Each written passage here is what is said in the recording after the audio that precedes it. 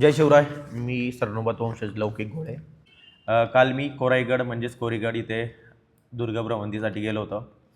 भ्रमंती करत असताना मला ज्या गोष्टी निदर्शनात आल्या, हे बघा, म्हणजे काम कशा पद्धतीचं काम असेल हे बघा, बाकी काही नाही करत मी. हे बघा, सिमेंट म्हणजे मला स्टिक पनचा पण वापर करावा लागत नाही. इथं हाताने पूर्ण बांधकाम निघलं जातं.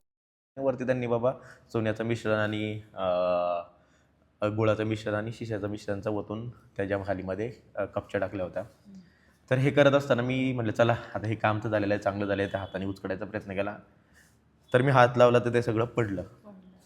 म्हणजे असं तिथे जे होतं ते वाळूचा ढिगारा लावल्यासारखं तिथं फक्त लावलेलं होतं आणि त्याच्यावर, आणि ते सुकून ते पूर्ण खराब झालेलं काम होतं. मी हाताने पहिली ते वाळूसारखं म्हणजे वाळूसारखं झालेलं ते सगळं मिक्स केलेलं होतं, ते साईडला काढलं. आणि त्यानंतरनी हे बांधकाम केलेलं एक एक दगड मला हाताने उचलत निघत होता. नाही तुम्ही व्हिडिओमध्ये पाहताच आता हे कशा निकृष्ट दर्जाचं काम होतं. तर एवढं नालायकपणा केलेलं म्हणजे गडाला कुठेतरी निधी येतो, निधी सरकारने उपलब्ध केल्यानंतर इथेही भ्रष्टाचार होत असेल तर कुठेतरी ही लाजिरवाणी